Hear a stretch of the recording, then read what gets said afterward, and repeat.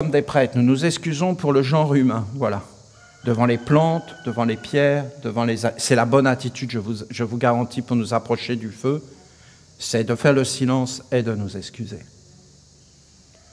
Et d'entrer. Mais ce n'est pas de s'excuser comme une astuce psychologique. Ah, je vais m'excuser, donc ça va, je vais regagner des points sur mon permis. Non, non, c'est pas ça. Ça, c'est vraiment leur monde à eux.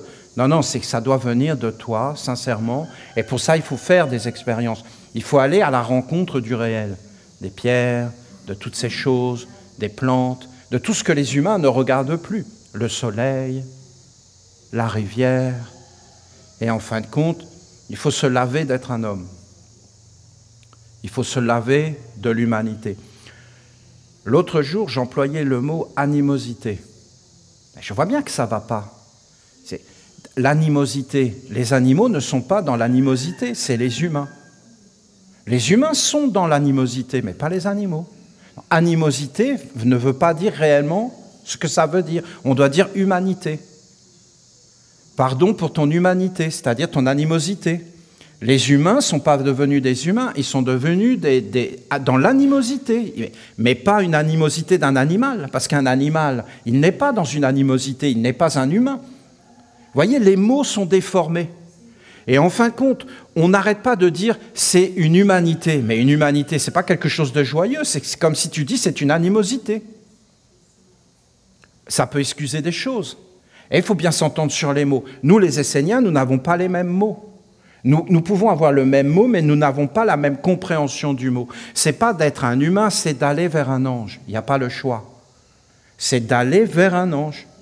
Et ce n'est pas des croyances, parce que vous comprenez, il faut enfin le reconnaître que nous avons été mal éduqués.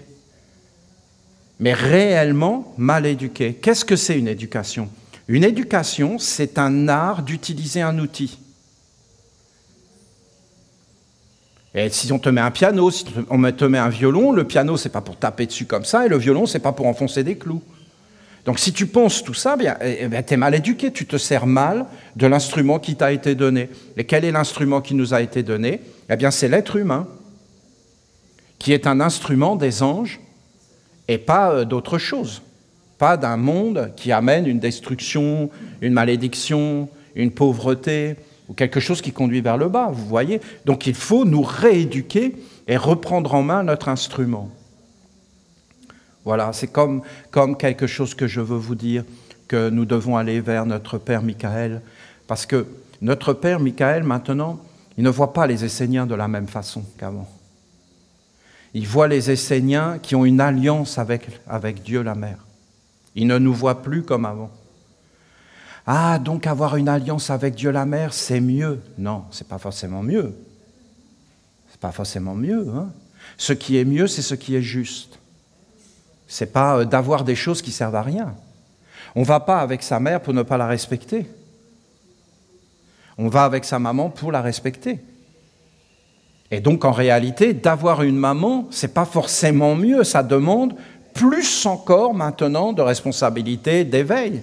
Et notre Père ne nous regarde plus du tout de la même façon maintenant, parce qu'il y a comme quelque chose de concret qui apparaît. Une plus grande responsabilité, donc un plus grand travail, donc un plus grand éveil.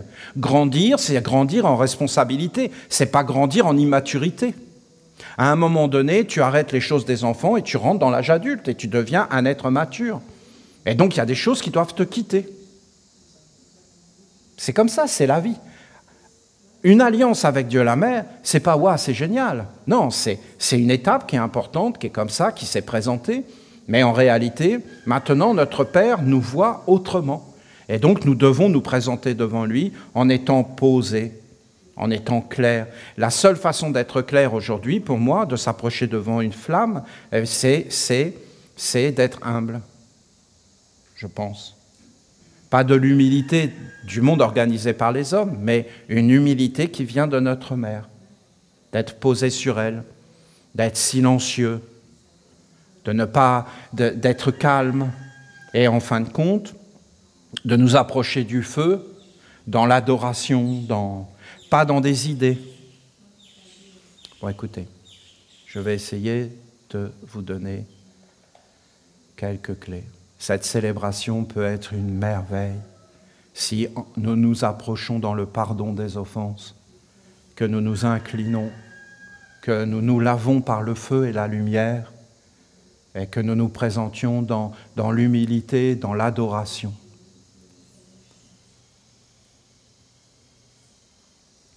Notre mère nous a dit,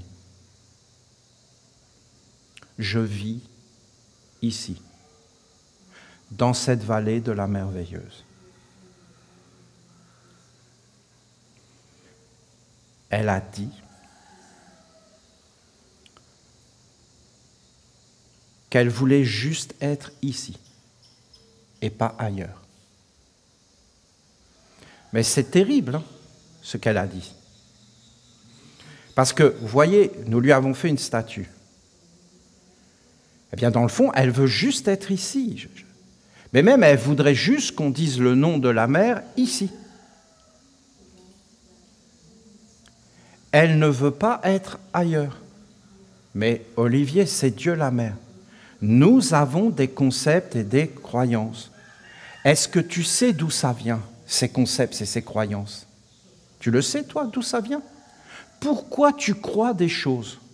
Tu sais d'où ça vient? Tu sais qui a décidé que tu crois ça? Tu crois vraiment que ça vient de toi? Mais ça ne vient pas forcément de toi. Ce sont des concepts, des croyances religieuses, politiques, religieuses et politiques, économiques, politiques, économiques, politiques, économiques, religieuses, enfin contre religieuses et politiques. Ça englobe assez bien. À l'universalité, aux non-frontières. C'est des croyances qui nous ont été inculquées, si bien qu'on pense qu'il y a une universalité, qu'on peut avoir des olives partout, qu'on peut avoir des oranges partout, que les choses peuvent exister partout. Et même, on va créer des conditions climatiques artificielles pour avoir des oranges au pôle Nord. Il faut savoir que les tomates en Europe sont en Hollande, dans des serres artificielles, que c'est le grenier de l'Europe pour les tomates, que c'est pas l'Espagne, que c'est pas... Ils font des serres artificielles pour avoir des tomates dans les pays qu'ils ont décidés. Mais les tomates, elles ne veulent pas aller dans ce pays. Regardez par exemple l'ancienne Égypte, des pharaons. Les dieux d'Égypte avaient interdit de passer les frontières. Il n'y a que Isis qui a accepté. Donc Thoth, il disait, je refuse de passer la frontière de l'Égypte. C'était tellement puissant qu'il refusait que les hiéroglyphes passent les frontières. C'est-à-dire les hiéroglyphes d'Égypte devaient rester en Égypte et aucun hiéroglyphe ne devait traverser la frontière de l'Égypte. Vous vous rendez compte? Alors, par exemple, Pharaon devait écrire au roi de Grèce. C'était écrit en hiéroglyphe égyptien et quand ça arrivait à la frontière, il réécrivait le message dans une autre écriture pour pas que le hiéroglyphe passe la frontière. Vous les imaginez en train de taper et c'était tellement important, le hiéroglyphe ne pouvait pas passer la frontière. Parce que dès qu'il passait la frontière, il n'était plus dans l'atmosphère, les génies, les esprits qui étaient cultivés par les prêtres, et donc ils allaient être dénaturés. Donc ils faisaient passer les mondes subtils avant les mondes visibles. Et ils ne pouvaient donc pas amener une écriture qui était pour eux vivante et qui était les dieux. Ils ne pouvaient pas, ce que je vous raconte là est un fait historique. Réellement, il y avait une organisation. Quand Pharaon écrivait une lettre au roi de Perse, à des rois, ou qu'il faisait quelque chose, ou qu'il devait traverser la frontière, il ne pouvait pas traverser la frontière en emmenant les Écritures et les dieux. Ce qui explique beaucoup de choses sur le peuple juif. Je ne vais pas rentrer dans toutes ces choses historiques, mais ça en explique des choses. Et pourquoi ils ont changé les écritures hiéroglyphiques et qu'ils ont adopté l'hébraïque, l'écriture hébraïque, qui est en fin de compte une écriture hiéroglyphique transformée parce qu'ils ont passé la frontière. Et qu'ils ne pouvaient pas emmener leur écriture. Et vous voyez bien que ça n'a rien d'extraordinaire que Dieu, notre mère, dise qu'elle ne veut pas passer, c'est même pas, ne parlons pas du Panama, c'est qu'elle ne veut pas passer la frontière de la vallée de la merveilleuse et en fin de compte du village dans lequel nous sommes. Parce que notre mère dit que nous, les Esséniens, qui avons une alliance avec nos 4 pères les archanges, nous sommes venus à sa rencontre dans cette terre et que nous avons décidé de nous unir à elle et de l'honorer sur toute la terre, bien sûr. Mais nous sommes venus, moi le premier, avec des idées qui sont des idées que nous ne savons pas d'où elles nous ont été inculquées, mais nous avons des idées universelles de mondialisation, mais même dans la religion, de normalisation, qui aurait une seule intelligence, qui aurait une seule façon de faire, une seule façon de construire, une seule façon de penser.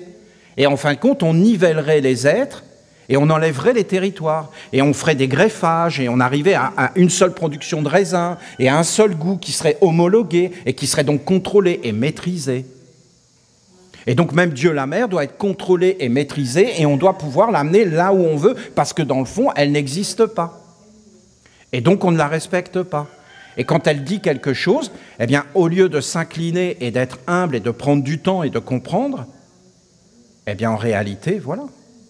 Alors, dans le monde antique, comment vous faisiez pour avoir le savoir égyptien? Ben, vous alliez en Égypte. Il n'y avait pas d'avion. Vous êtes allé en Égypte. Ça prenait le temps que ça prenait. Mais si tu voulais avoir le savoir des Égyptiens, qu'est-ce qu'a fait Pythagore? Il a été en Égypte. Qu'est-ce qu'a fait Orphée? Il a été en Égypte. Et quand Orphée est revenu en Grèce, il a enseigné l'égyptien? Non, il n'avait pas le droit. Et il n'avait pas le droit d'amener les dieux d'Égypte en Grèce. Alors il a mis d'autres dieux.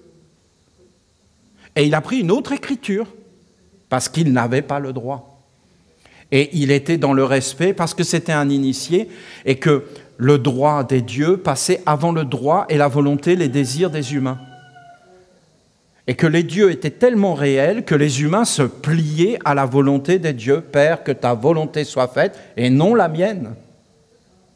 Les humains disent le Dieu de l'amour, et puis quand ils voient que c'est leurs intérêts, ils se disent, bon, ben, l'amour passe après mes intérêts. Mais ce n'était pas le cas quand les êtres vivaient réellement avec les dieux. Je ne suis pas en train de vous inventer des choses. Je suis en train de vous parler de faits réels qui se sont déroulés dans l'histoire historique.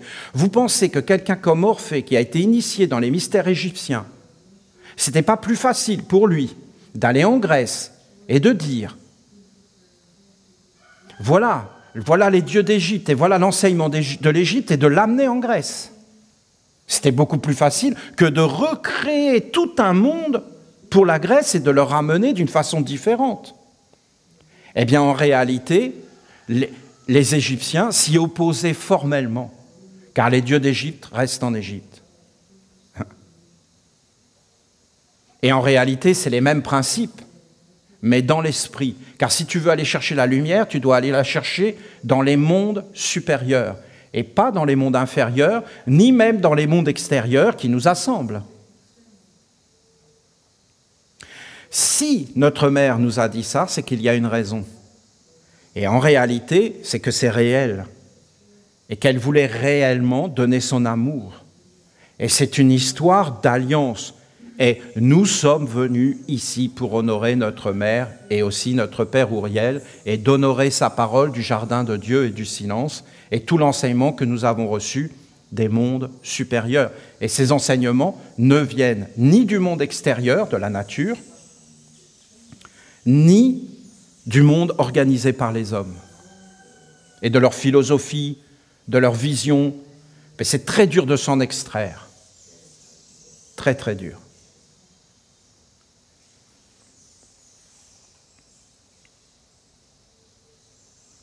Peut-être vous allez mieux comprendre.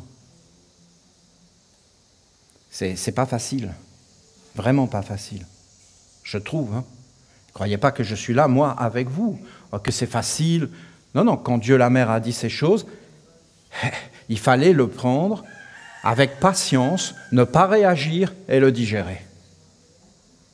Et là, nous sommes dans un processus de digestion pour faire apparaître quelque chose de plus grand.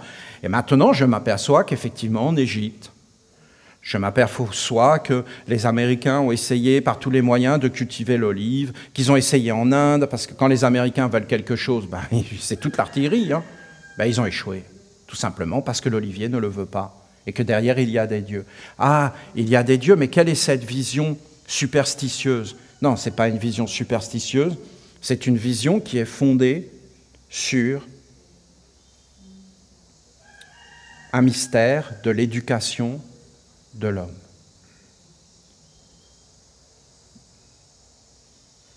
Pourquoi, quand nous voyons le monde à l'extérieur, nous voyons la même chose? Parce que quand nous sommes dans notre corps, nous partageons un karma collectif commun. Et que nous sommes tous ensemble dans le même karma collectif commun. Et c'est pourquoi nous voyons tous la même chose.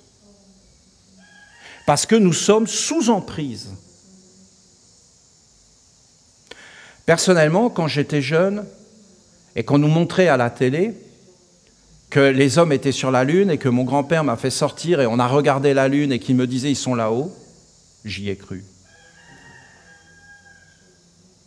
Et en réalité, j'étais dans un karma collectif. Mon grand-père y a cru. Quand ils ont fait exploser les tours du 11 septembre, c'était un choc mondial, un traumatisme mondial. Le monde allait être différent, c'était un passage. Je n'y ai pas cru une seconde. Je n'étais plus dans ce karma collectif. Pas une seconde, j'y ai cru. Il m'a fallu des années pour comprendre qu'en réalité, les humains n'avaient pas été sur la Lune.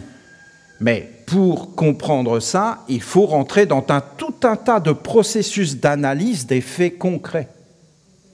Vous avez un mensonge qui vient se poser sur un fait concret. Et le mensonge est plus puissant que le fait concret. Comment c'est possible? Que ça soit religieux ou que ça soit politique. Et vous entrez dans un karma collectif qui est gouverné par le mensonge. Le mensonge qui vient se superposer aux faits concrets. Et c'est même difficile de traverser ça parce que nous sommes en face du mal. Et que quand tu es innocent et que tu chantes et que tu danses, tu ne peux pas imaginer le mal. Et tu ne veux pas le voir parce que c'est dégoûtant, parce que ce n'est pas intéressant, parce qu'on ne veut pas que le monde soit comme ça, et parce qu'il y a quelque chose dans notre cœur qui nous dit non. Non, je ne le veux pas. Et donc, en réalité, ça occulte. Mais au bout d'un moment, comme c'est un karma collectif, tu seras bien obligé de le voir en face. Parce qu'un mensonge en appelant un autre, et un autre, et un autre, à un moment donné, tu ne peux plus respirer. Donc tu es obligé de trouver les moyens et les ressources, mais où elles sont? Et c'est ça qui est très surprenant. C'est que nous allons tous regarder la même chose à l'extérieur, et nous allons voir la même chose. Mais comment nous faisons pour voir cette chose? C'est parce que quelque chose est dans notre œil.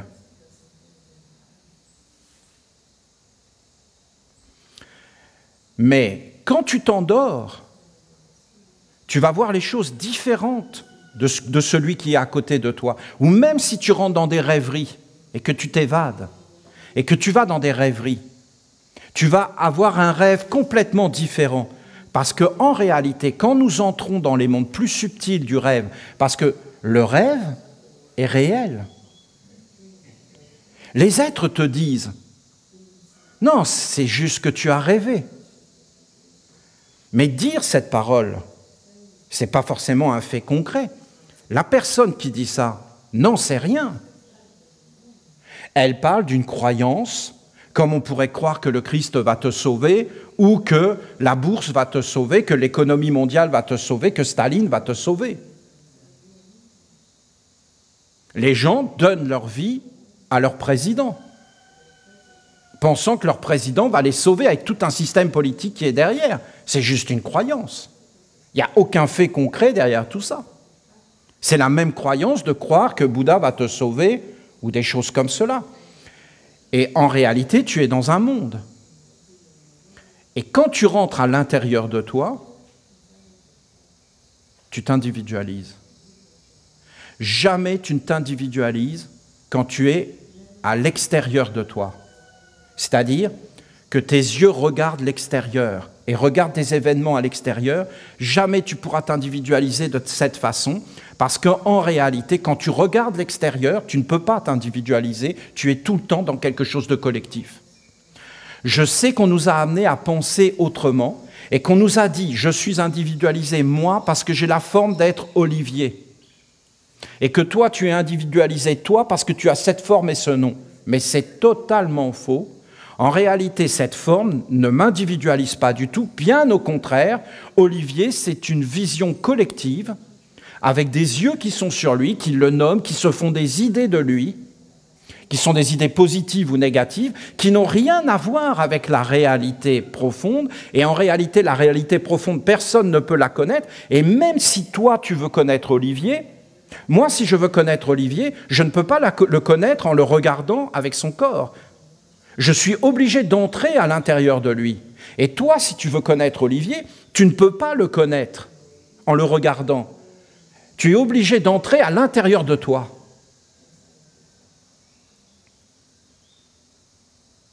Parce que quand tu rentres à l'intérieur de toi, même si tu veux te connaître toi-même, puisque à quoi servirait de connaître Olivier sans te connaître toi-même ?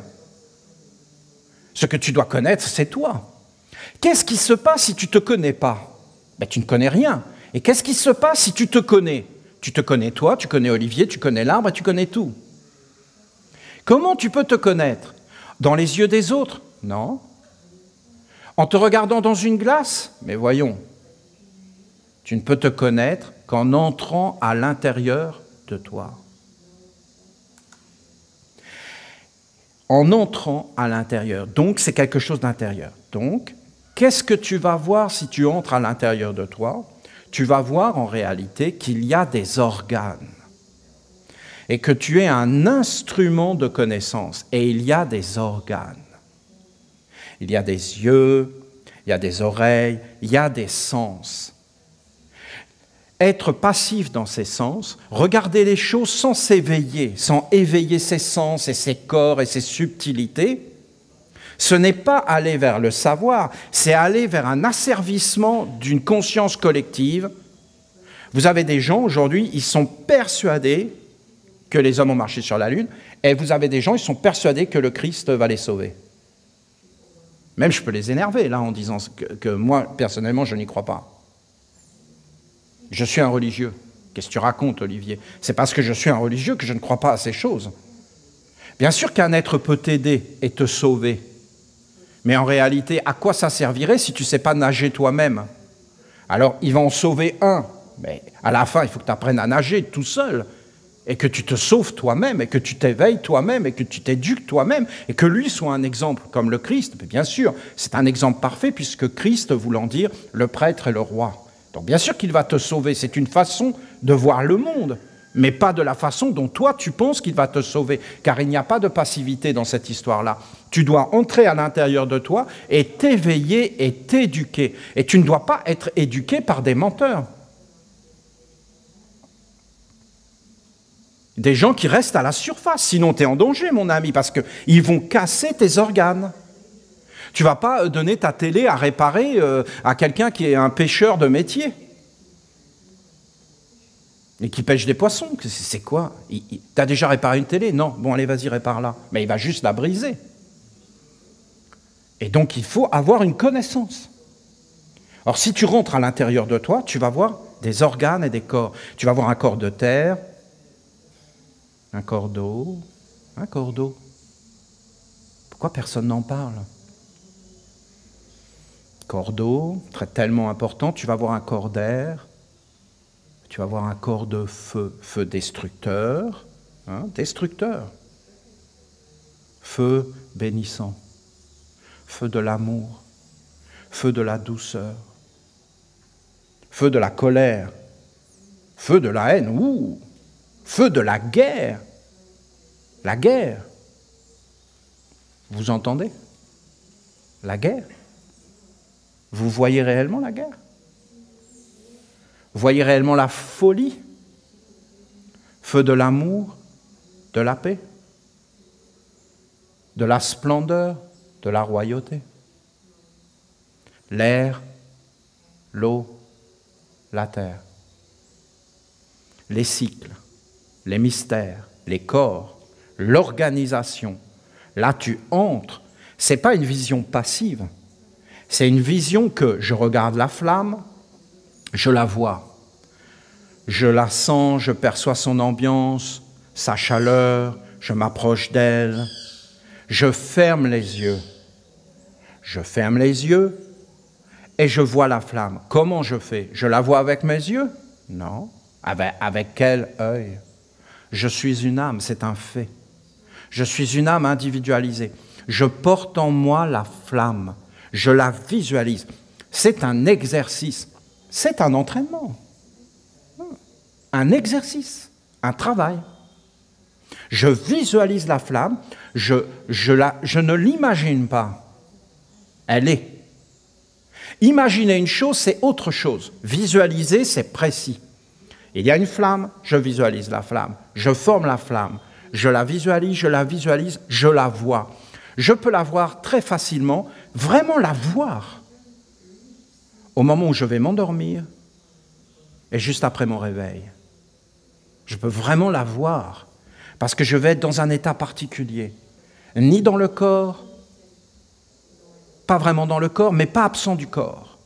Et là, d'un seul coup, ma visualisation va devenir réelle. Si j'y arrive en étant totalement éveillé dans le corps et que je vois réellement la flamme, il faut que je me concentre. Regardez, ce sont des techniques du corps de terre. La concentration, l'observation, l'attention. De porter son attention et d'être exactement dans ce que je fais.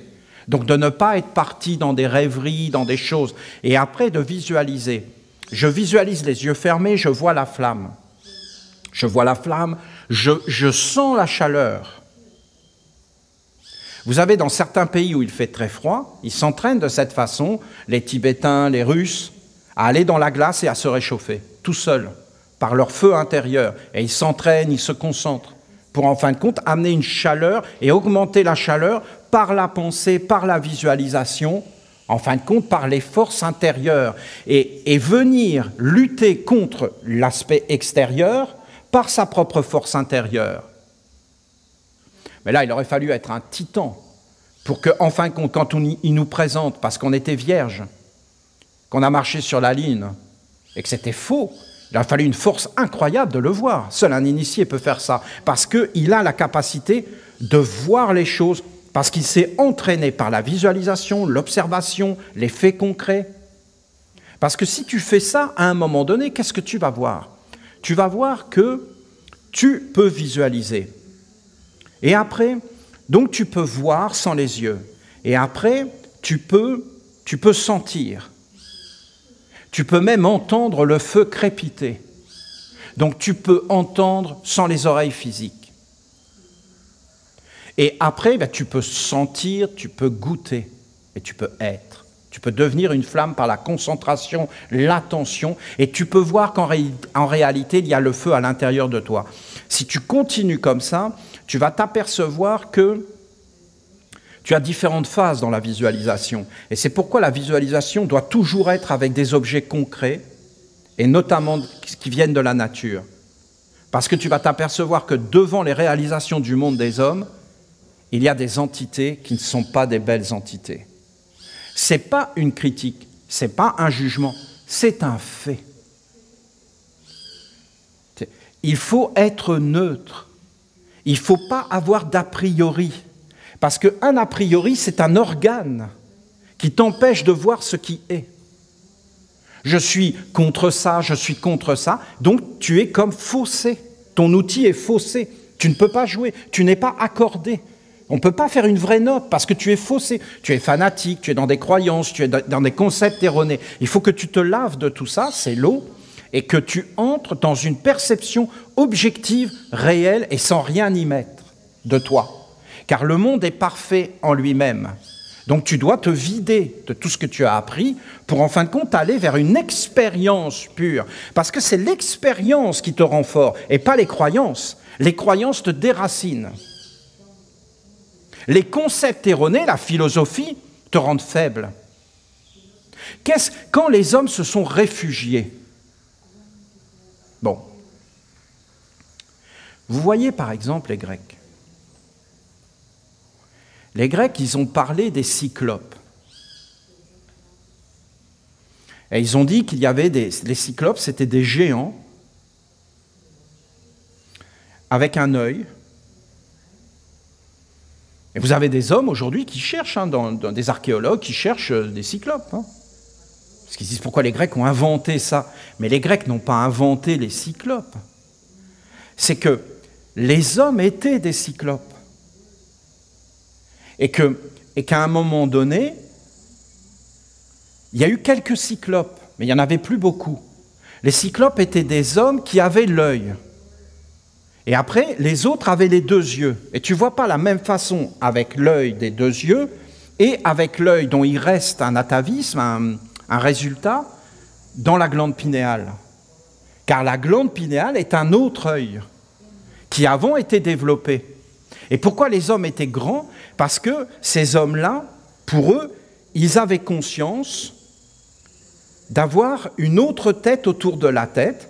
Et par exemple, quand vous avez un homme aujourd'hui qui dit « Ah, je pense à ça », il va toucher sa tête, ou il va dire « Je le vois », ben pour lui, il le voit dans ses yeux, et en fin de compte, l'image est dans la tête. Ou par exemple « Ah, j'ai entendu », ok, j'ai entendu, mais où est-ce qu'il a entendu? Où est-ce qu'il a entendu? Mais il a entendu dans sa tête, à l'intérieur de sa tête. Et lui, par éducation, parce que des êtres ont parlé, et on dit, bien voilà, il y a des organes, ils ont expliqué des choses, ils ont écrit des livres, ils ont formé des enfants, ils disent que c'est dans le cerveau que ça se fait. Donc, exactement comme le fait qu'on a été sur la Lune, les gens y croient. C'est juste des croyances, il n'y a aucune observation réelle. Ah, il y a les scientifiques qui le font. Non, les scientifiques sont des scientifiques religieux, dans le sens qu'ils sont orientés dans un dogme bien précis et qu'ils cherchent quelque chose de bien précis et ils sont animés par des mondes. Et si tu arrives à te retirer d'eux, que tu les observes, eh bien tu vas voir qu'en réalité, ils sont animés par des mondes qui ne sont pas très beaux. Voilà. Ah, mais Olivier, c'est un jugement. Mais non, ce n'est pas un jugement. Il n'y a pas de problème. C'est comme ça. Ce n'est pas un problème. Il faut le voir. Pourquoi les Grecs ont parlé de cyclopes? Est-ce qu'il y a eu des cyclopes sur la Terre? Oui. Pourquoi ils parlaient de médusas? C'est-à-dire des êtres qui avaient des cheveux, c'était des serpents. Pourquoi ils parlaient de ça? Mais parce que quand ces êtres, ils écoutaient pas dans la tête. Ils écoutaient là, là. Donc pour eux, quand ils entendaient, par exemple, toi tu parles, ben c'est qui parle? Par exemple, moi je suis en train de vous parler, vous me regardez et vous êtes persuadé que c'est mon corps qui parle. Et que Olivier habite là, dans la frontière ici. Mais les Grecs n'auraient jamais imaginé ça. Ils auraient dit d'abord, Olivier est un cyclope.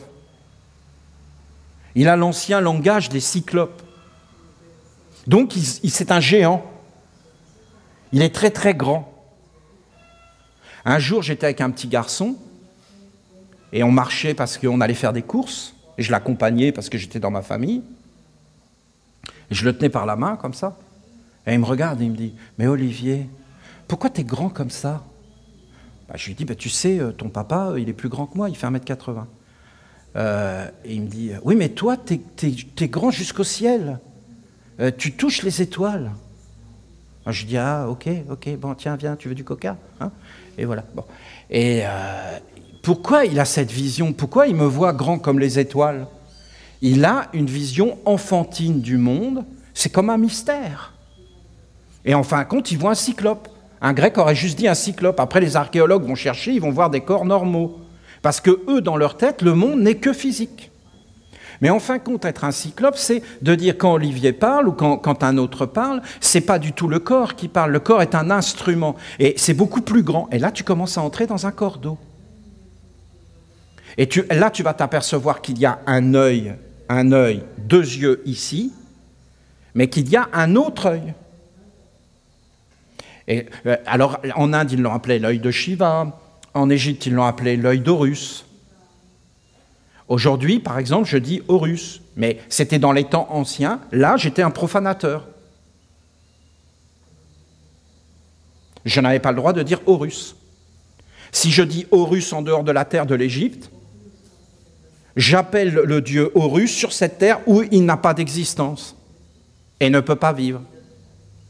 Les humains sont devenus tellement abstraits qu'ils pensent que la mer leur obéit et que Dieu leur obéit. Ils rentrent dans un autre peuple et l'asservissent en leur imposant le christianisme, comme si leur Dieu, à eux, n'était pas aussi bon que le Dieu des chrétiens.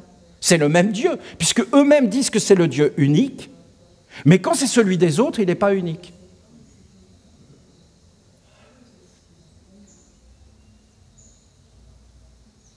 Pendant la guerre mondiale, les Américains, qui voulaient des codes secrets, ont pris le langage des Cheyennes. Ils ont pris la langue cheyenne pour les services secrets américains, pour la guerre. Ils ont profané le cheyenne. Ils l'ont pris sans autorisation pour des œuvres bassement mercantiles. Ces humains ne respectent rien.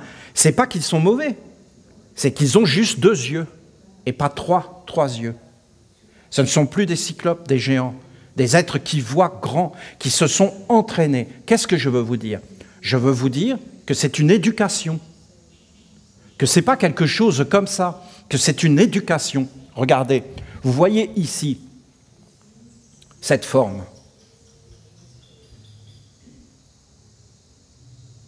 Cette forme, vous vous promenez dans la nature, vous pouvez la voir?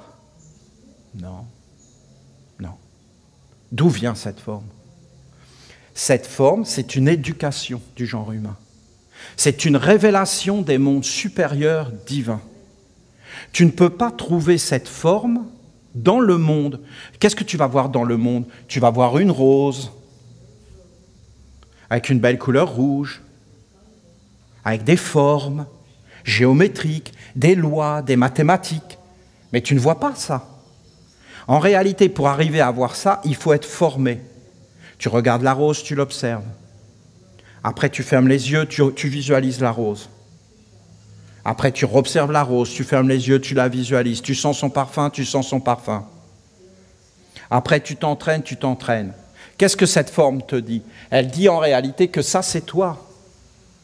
Et elle te dit qu'il y a le corps de terre, le corps physique, il y a le corps d'eau. Et dans le corps d'eau, tu vas rentrer dans la discipline des 2 gardiens qui vont empêcher d'entrer. Mais qui est quoi? Qui ne peut pas rentrer et où? Dans la ronde des archanges, qui est le monde de l'air, et les mondes supérieurs, et une alliance avec un ange. Oui, mais qu'est-ce qu'un ange? Est-ce que c'est pareil qu'on a marché sur la Lune? Est-ce que c'est des croyances, des concepts? Est-ce que c'est quelque chose qu'on partage d'une façon collective, mais qui ne viendrait pas de l'intérieur? Parce qu'en réalité, c'est l'intérieur qui va t'individualiser, pas le collectif. Tu dois donc rentrer à l'intérieur de toi, c'est ce que ça te dit. L'attention, la concentration, le recyclage. Le recyclage, c'est ton corps. Qu'est-ce que tu vas entrer derrière? Derrière le recyclage, tu vas rentrer dans un monde d'eau qu'on appelle le triangle des invocations. Qu'est-ce que tu peux invoquer? Tout. Qu'est-ce que tu invoques? Tout. En permanence, tu invoques des images, des concepts, des croyances qui rentrent dans le corps. Et tu ne les observes pas forcément, et tu ne tournes pas ton attention vers eux, et tu ne développes pas forcément tes organes. Qu'est-ce qui s'est passé dans un temps jadis? Les hommes avaient une tête beaucoup plus grande que leur tête. Ils étaient conscients qu'ils avaient un corps plus grand, un corps d'eau. Qu'est-ce qu'ils voyaient, ces hommes? Qu'est-ce que c'était cet œil des cyclopes? C'était en fin de compte un triangle des invocations. Est-ce que ces hommes amenaient quelque chose du côté sombre? Non, bien sûr que non. Pourquoi? Parce qu'ils étaient dans un instinct naturel de vivre avec la nature qu'ils appelaient Dieu. Est-ce qu'ils avaient des religions pour ça? Non, c'était naturel. Est-ce que ces hommes ont eu le savoir? Bien sûr, les Grecs disent que les cyclopes savaient faire des armes et qu'après ils ont été utilisés pour la guerre. À partir de ce moment-là, c'était fini. On était déjà dans un processus de chute. Mais si vous regardez les anciens cyclopes comme parlait Enoch, eh bien, en réalité, les géants, les égrégores, Eh bien, en réalité, ces êtres, au départ, étaient dans une innocence, dans une candeur. Je vais même vous dire, dans une grande confiance. Mais c'est pas possible d'imaginer une chose pareille. Ça n'existe plus. C'est-à-dire qu'ils avaient leur tête, beaucoup plus grande, ils avaient l'œil, et qu'est-ce qu'ils voyaient? C'était comme de l'eau qui coulait dans leur œil, et qui les abreuvait de félicité. Et les hommes, en fin de compte, n'avaient aucune peur. Aucune peur. Ces hommes n'avaient aucune peur. Et c'était la lumière. Et pourquoi ils n'avaient aucune peur? Mais parce que toujours, ils avaient confiance. Ils étaient confiants, grande confiance. Et tout était pur, ils étaient confiants parce qu'ils étaient avec Dieu. Ils vivaient dans la confiance absolue. Leur être était dans la confiance. Ce n'était pas possible d'être rusé.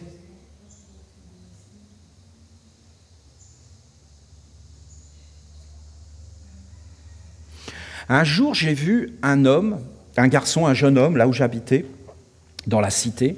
Il était empli de morpions. C'est-à-dire, on voyait des morpions quand on lui parlait qui marchaient sur lui. Et ça ne le dérangeait pas du tout. Mais il y a un côté d'être repoussé. C'est comme si vous voyez un homme, il a des araignées sur lui, il a des serpents partout. Ben, ça te repousse. Parce que tu te dis, mais qu'est-ce que c'est que ça? Ou alors un homme qui a plein de champignons, du moisi, comme du camembert sur lui, du bleu d'Auvergne, et ainsi de suite, du moisi, des bouts de fromage décomposés, la chair putride, avec plein de furoncles, du pu, des bestioles qui sortent, des vers qui sortent de sa peau. Mais tu te dis, qu'est-ce que c'est que ça? Mais mon gars, il faut faire quelque chose, t'es mal barré. Ben, c'est juste, ça nous choquerait.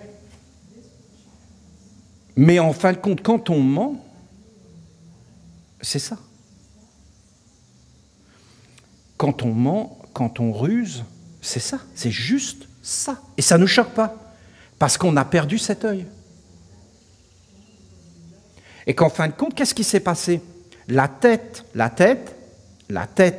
et après les corps supérieurs sont rentrés à l'intérieur du corps et ça s'est éteint. Et maintenant, on est dans le corps, enfermé, alors qu'en réalité, on est beaucoup plus grand. Parce que si tu ouvres cet autre œil, d'abord tu vas voir comme un serpent qui sort ici, mais ce n'est pas un serpent, c'est une tige, mais ça ressemble. Et après, tu vas voir que ton œil, là, que tu vois les deux yeux, tu vois devant, mais tu ne vois pas derrière. Alors qu'avec l'autre œil, tu vois circulaire, et tu vois partout, en même temps. Ce n'est pas du tout la même vision. Et avec l'autre œil, tu vois le mensonge. Là, tu vois avec les deux yeux. Tu vois un serpent qui passe, ben, tu n'as pas peur. Tu vois un trou, un ravin, mais tu n'as pas peur. Tu peux avoir le vertige, tu peux avoir des phobies, des araignées, des choses comme ça, parce qu'il y a comme un instinct en toi qui te dit qu'il y a quelque chose de pas net et de dangereux. Une hyène. Il y a un instinct qui te parle et qui te dit que c'est dangereux, qu'il ne faut pas que tu t'approches, qu'il y a des distances. Alors, il n'y a pas de problème parce que tu as les yeux. Mais comme on a perdu cet œil des cyclopes, ce corps beaucoup plus grand, ces capacités d'observation réelles, pas dans des imaginations, des fantaisies. Nous sommes emplis par des mensonges, des philosophies. La mère nous dit, voilà, je ne veux être que dans ce territoire. On le refuse parce qu'on a eu une vision et une éducation politique qui veut, en fin de compte, nous préparer à la mondialisation, qu'il n'y a plus de frontières, que tout le monde pense pareil, qu'on est tous égaux, qu'on est tous... Et on se met à croire à des concepts qui sont des organes, qui, en fin de compte, sont des mensonges répugnants, qui nous font rentrer à l'intérieur et qui nous protègent et nous détruisent. Et en fin de compte, qui nous empêchent de nous éveiller dans des mondes beaucoup plus fins, beaucoup plus subtils et beaucoup plus clairs. Après, les hommes vont inventer des théories pour se protéger, que Dieu les aime, et ainsi de suite, parce qu'ils veulent essayer de se rappeler d'un ancien temps. Mais ce temps est mort, parce que si Dieu t'aime, ce n'est pas une croyance, c'est quelque chose que tu dois voir par toi-même. C'est-à-dire que tu dois éveiller tes sens, il n'y a aucun autre moyen de faire. Alors regardez. Qu'est-ce que ça te dit, ça? Ça te dit que tu as un corps de terre, mais que tu as un corps beaucoup plus grand qui est un corps d'eau, qui est fait avec des concepts, des forces, des mondes. Tu vois une rose. Ça, c'est une visualisation très grande. Parce que si tu commences à visualiser la statue du recyclage, tu n'y mets rien, tu la visualises. Tu vas voir qu'à un moment donné, c'est ton corps. Tu vas en comprendre des choses. Tu vas voir que derrière la statue du recyclage, c'est tout un monde, un univers, avec des divinités, des mondes grands. Après, si tu rentres dans ton corps d'eau et que tu visualises le triangle des invocations, mais tu n'y mets rien, mais tu le sens, tu rentres dedans jusqu'à être dedans, tu vas t'apercevoir que tout autour de toi, comme un cyclope, il y a des mondes. Et par exemple, tu vas te mettre à parler, puis là, tu vas t'écouter. Et tu vas voir qu'il y a comme une visualisation. Tu vas t'entraîner. Tu vas t'apercevoir qu'il y a des mondes dans les paroles, dans les yeux, il y a des mondes.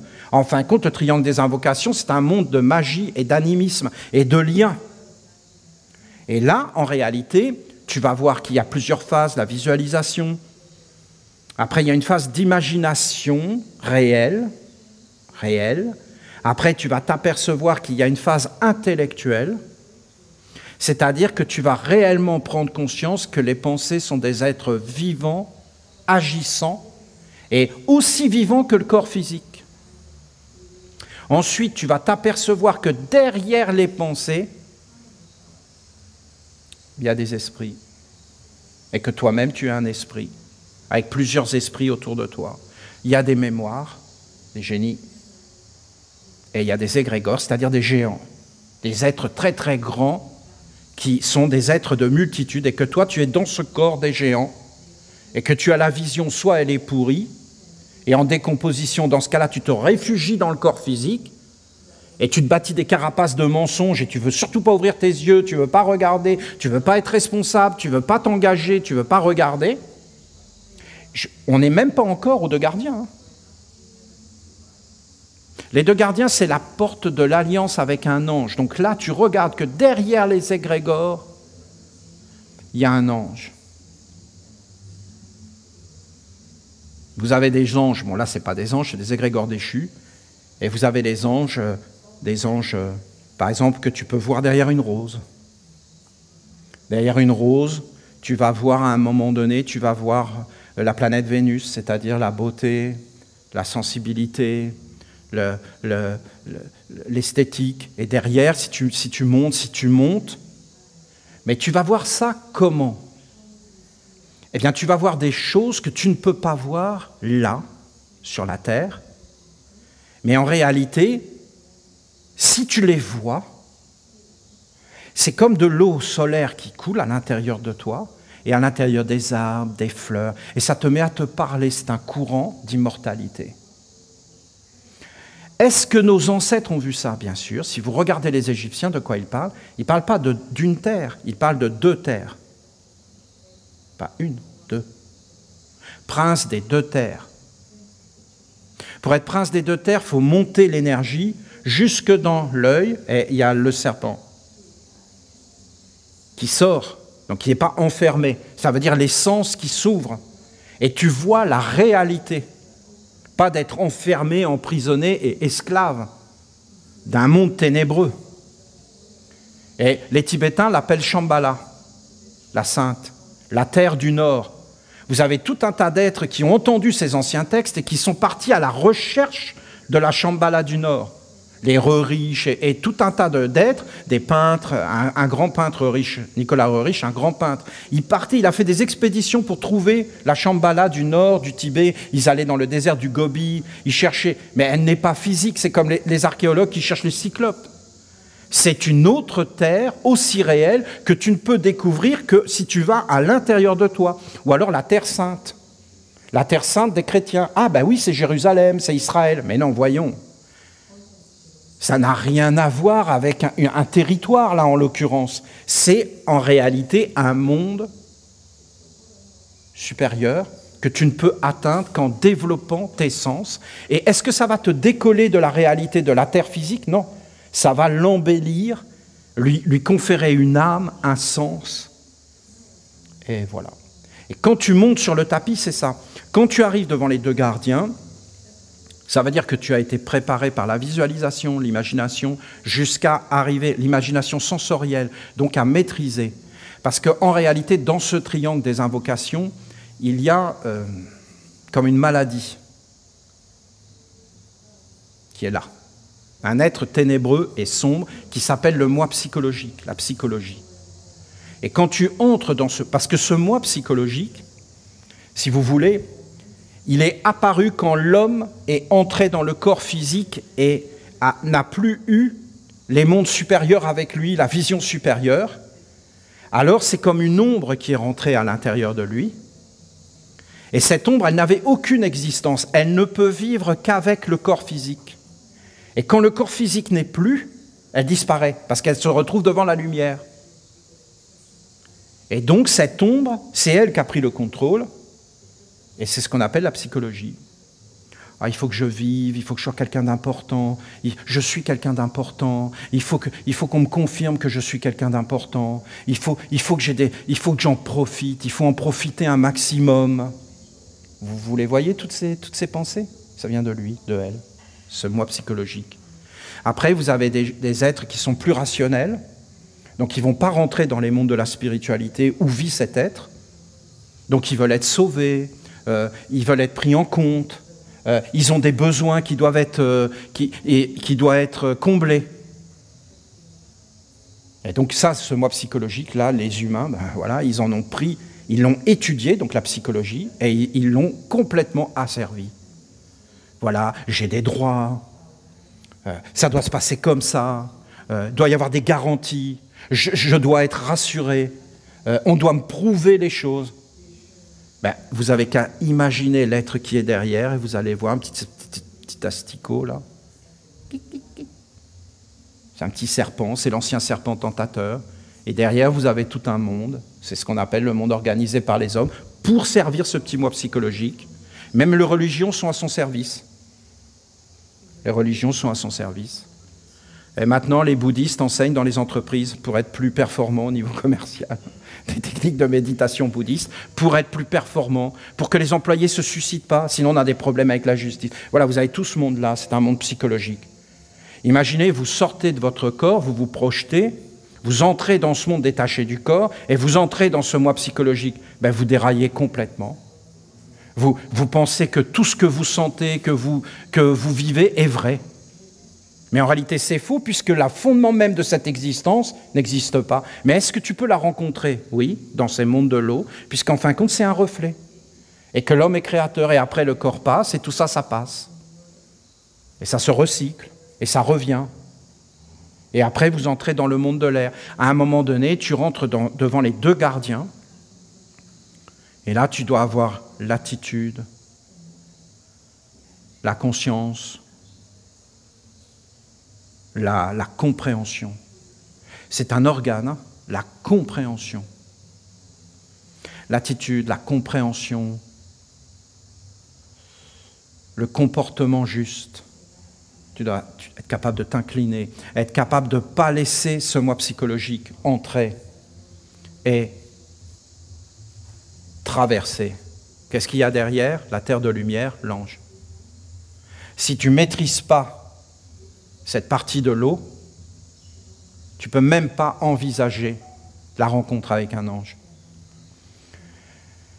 Après, parce que tout ça, c'est une projection de toi. C'est Dieu a décrit qui nous sommes et comment nous sommes construits.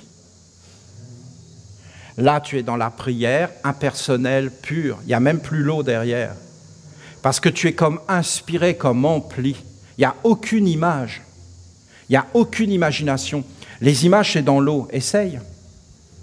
Essaye de te regarder dans l'eau. Si l'eau est calme, transparente, tu vas te voir. Si l'eau est brouillée, tu ne te verras pas. Si l'eau est calme et transparente, tu te regardes et tu te vois. Essaie de te regarder dans l'air. Tu ne peux pas te regarder. L'air, il n'y a rien. L'air, il n'y a que ce que tu y amènes. Donc, si ta façon de voir le monde n'est pas juste, quand tu rentres dans l'air, c'est une mauvaise inspiration qui apparaît, et au-dessus, tu as un feu destructeur, le néant. Sinon, tu rentres dans l'air, et là, dans l'air, tu fais l'offrande, l'hommage, parce que les dieux veulent être honorés.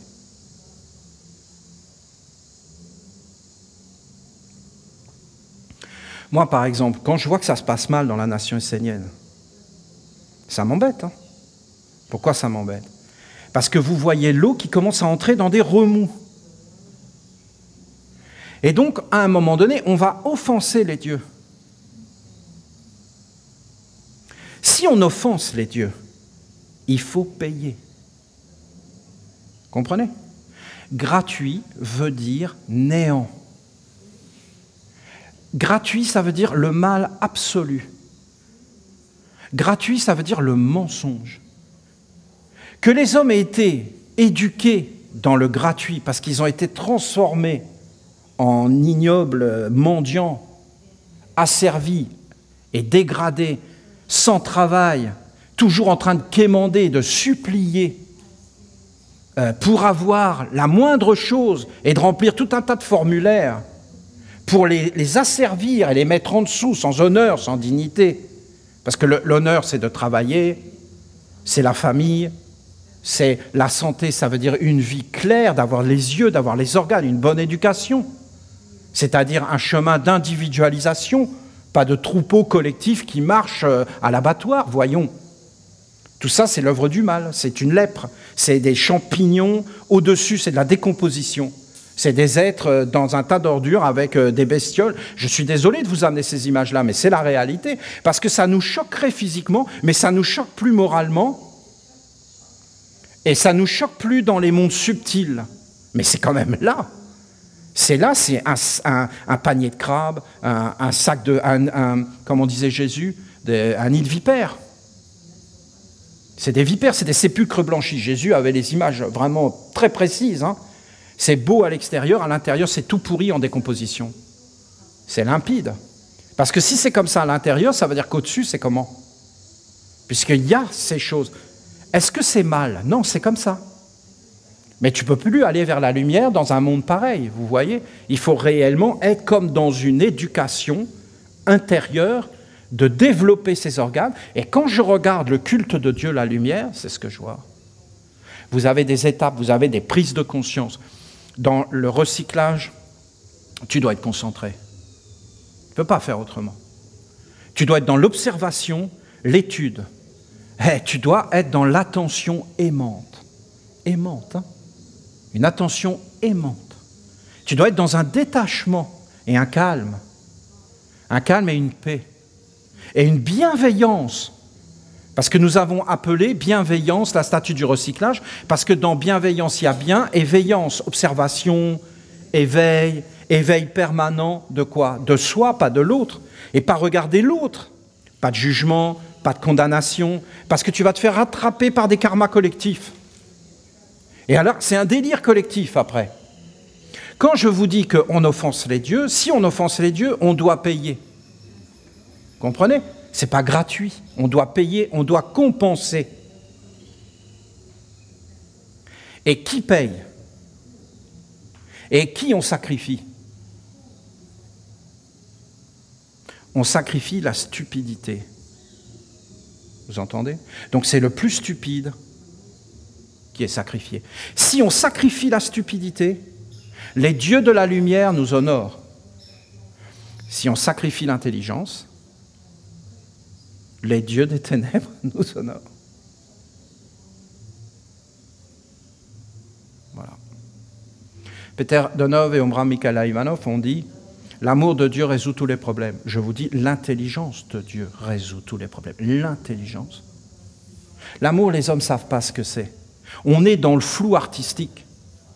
L'intelligence, c'est la lumière, c'est ce qui éclaire. Je vous dis que l'intelligence résout tous les problèmes. Et quand il y a des problèmes, c'est que l'intelligence n'est pas là. Point final. On peut le dire aussi par l'amour, mais l'amour est pour moi un être supérieur à tout. Parce que l'amour, c'est la conclusion, c'est la bénédiction. L'amour, c'est Dieu, lui, elle-même. C'est Dieu, l'amour.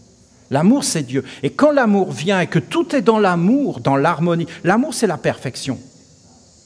Mais l'amour, pour l'obtenir, personne ne peut le faire, le fabriquer. L'amour, c'est un don de Dieu qui vient. Avant, on parlait de la grâce. C'est-à-dire la grâce, c'est ça, c'est l'amour, c'est la bénédiction qui descend, c'est le soleil, mais c'est déjà là. Hein. Mais la stupidité fait fuir l'amour. Et l'intelligence amène l'amour. L'intelligence, c'est une école de Dieu. Tu dois t'incliner devant deux gardiens qui sont une discipline, un ordre que tu dois adopter par toi-même. Ce n'est pas pour faire plaisir à quelqu'un. Ce n'est pas pour obéir à quelqu'un. Je ne dis pas que l'obéissance est quelque chose de négatif. Ça peut être quelque chose de bon, d'apprendre à obéir à ce qui est bon. Mais vous voyez bien qu'il faut un discernement, parce que si tu obéis à ce qui n'est pas bon, ben c'est pas bon. Donc tu ne peux pas ne pas éveiller ta propre intelligence, tes sens, tes corps, tes perceptions, ton éducation, pour en fin de compte arriver à percevoir. Vous comprenez que j'insiste? Parce que je suis un pasteur et que je veux protéger les étudiants. Je vois bien qu'il y en a qui viennent et qui m'écoutent, mais qui portent en eux un monde ancien, qui n'est pas l'enseignement que je donne moi. Moi, ce n'est pas moi, Olivier, c'est les anges qui ont parlé des corps, qui ont parlé de l'étude, qui ont parlé de ces choses. Ces choses ne sont pas vraies parce que quelqu'un les dit, elles sont vraies parce qu'elles sont vraies. Il faut regarder les choses impersonnellement. Les hommes n'ont pas forcément à intervenir là-dedans. On doit, nous les hommes, nous incliner, c'est ce que je vous dis, devant ce qui est de toute éternité. Vous avez deux gardiens, vous avez deux mains, mais vous avez une voix centrale au milieu qui est une voie d'équilibre et qui va t'amener vers des perceptions supérieures. Et ces perceptions sont bonnes parce qu'elles sont bonnes et parce qu'elles amènent le bien partout. Elles sont donc l'intelligence, l'harmonie, la vérité, ce qui est juste partout. Et nous, c'est ça qu'on doit servir et s'incliner devant cette voie beaucoup plus grande. Et après, vous avez des techniques de développement qui sont indiquées dans le culte de la lumière. Après, il y en a tellement qui vont, par exemple, être des spiritualistes et qui vont rentrer dans ces mondes réels, hein, et qui vont voir tout un tas de choses et qui vont plus pouvoir sortir leurs yeux, qui vont plus savoir qui ils sont. Essayez d'imaginer que vous développez vos oreilles de l'inaudible. Vous êtes en train de marcher dans la rue, quelqu'un vous appelle, vous vous retournez, mais il n'y a personne. Vous faites comment? Vous ne savez plus discerner quand tu entends dans des mondes subtils et quand est-ce que tu entends dans des mondes réels. Je ne sais pas si ça t'est déjà arrivé. Et des fois la nuit, tu te réveilles, quelqu'un t'appelait, ou quelqu'un t'a appelé, ou tu as entendu des choses. Vous avez plein d'expériences comme ça. Vous avez quelqu'un qui s'approche d'une route, il entend son nom, il s'arrête, il se retourne, il y a une voiture qui passe, il allait se faire écraser. Et des choses comme ça arrivent sans arrêt. C'est parce qu'on n'y fait pas attention. Mais nous avons ce monde qui vit tout autour de nous. Et bien sûr qu'en réalité, quand tu es dans un enseignement, il y a des forces qui te protègent. Mais à un moment donné, quand on te dit une alerte, quand on te prévient, il faut réellement que tu écoutes. Parce que ça passe quand même par toi, mon ami. La protection, elle a des limites. On dit qu'on parle 3 fois. Alors même si en réalité on va le faire plus, mais les anges c'est 3 fois. Et après, il va t'arriver ce qui va t'arriver. Et tu ne peux plus rien ni arrêter parce que ça rentre dans des mondes où ça s'écrit. C'est réellement toute une science. Cette forme du culte de la lumière est la merveille des merveilles sur la terre. C'est comme une rose, comme un arbre, c'est tellement pur. Si tu peux te concentrer dessus, tu peux monter dessus. Mais si tu sais le faire avec tous les organes, tu imagines, tu te tiens là, posé, tu rentres dans le triangle des invocations, tu t'éveilles dans la grandeur, tu observes, tu es dans la visualisation, tu regardes toutes les choses, tu te présentes devant les 2 gardiens, tu t'inclines, tu es dans le respect, tu entres dans l'impersonnalité, dans la grandeur, tu vas prier avec tous ceux qui ont prié et tu fais une offrande à Dieu d'intelligence, d'amour, de paix. Et après, tu te retournes et tu regardes, il faut que ta vie soit conforme, il faut que tu entres là-dedans, parce que le négatif engendre la stupidité, engendre la stupidité. Et l'intelligence engendre une vie d'harmonie, de paix, non-conflit, pas d'agression, de détachement de l'illusion d'existence. La vie est beaucoup plus grande. Est-ce que vous comprenez bien? Ça. Si tu te tiens dans le corps, c'est le recyclage. Les hommes se sont réfugiés dans le corps parce qu'ils ont eu peur des forces sombres qui venaient comme des mensonges, comme des bestioles. Et les hommes ont eu peur de tout ça, ils étaient candides, ils n'étaient pas préparés. Ils sont descendus dans le corps physique. Et là, ils ont commencé à se renforcer en étudiant les mathématiques, la géométrie, pour se structurer, pour être capables d'affronter et de retourner vers ces mondes. Nous sommes à cette période. Nous devons maintenant affronter ces mondes et traverser l'eau. Mais pour ça, il faut une éducation, il faut être formé. Alors, on va écouter beaucoup plus grand les sens, on va être stabiliser les corps, et après, on est dans la discipline, dans le respect, une école de Dieu, une sagesse éternelle, immortelle, qu'on peut voir dans la nature. On traverse, il y a un ange derrière. Qu'est-ce que c'est de voir un ange? C'est de voir que tu as pensée, sagesse, harmonie, paix, beauté, et que la beauté est un être vivant qui te fait passer dans un monde supérieur, et là, rien ne peut être décrit. Je ne peux pas vous le dire. C'est comme si tu es aveugle et que je veux te décrire les roses, mais c'est impossible à faire. En réalité, c'est réellement réel. Tu vas réellement voir un ange comme tu peux voir une rose. Et tu vas voir qu'il n'y a pas de différence et qu'il y a un lien.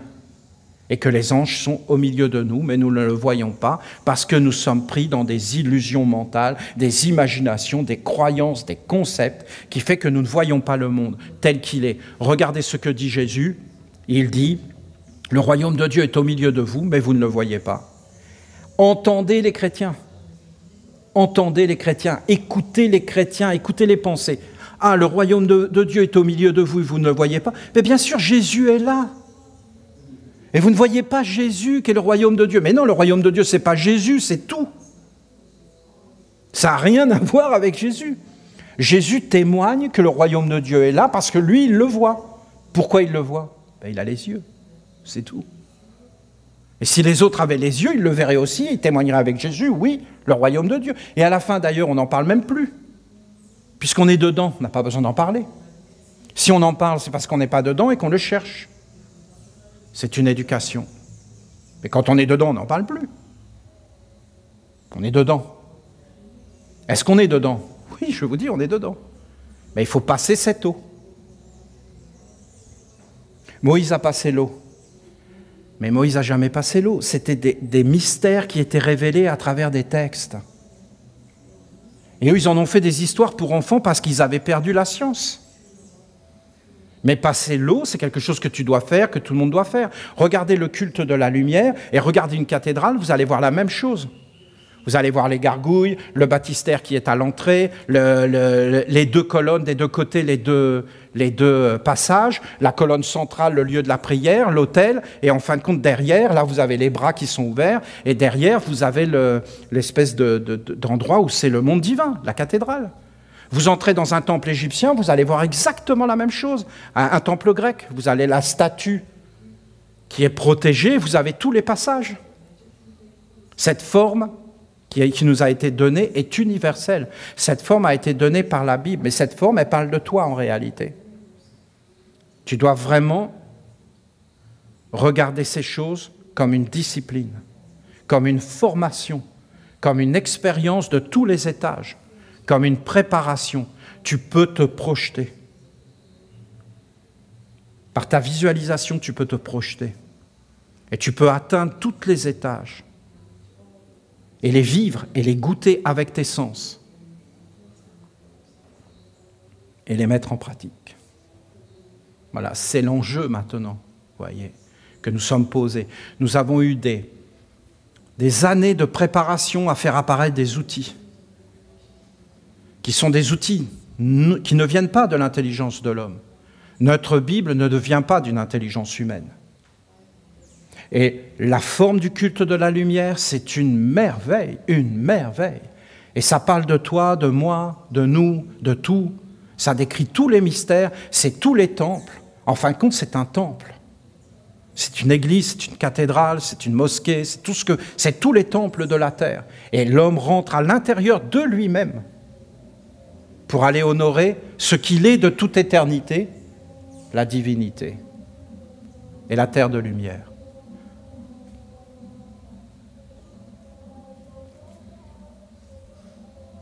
Nous nous approchons de Michael. Que notre célébration soit un hommage de l'intelligence, de la douceur, de la beauté. Et je pense, le grand pardon, c'est la période du grand pardon, Michael. C'est là où on brûle tout, c'est là où on refait tout, c'est là où on honore, où on allume les flammes, où de nouveau on se présente devant la divinité. C'est le grand passage de la mort, donc en fin de compte, c'est beaucoup de choses. Je vous souhaite une merveilleuse semaine. Ce n'est pas des périodes faciles, hein, Michael, je vous le dis, je ne sais pas si vous le sentez, mais ça remue. Hein. Il faut être pur pour s'approcher de Michael. Et nous nous en approchons de plus en plus.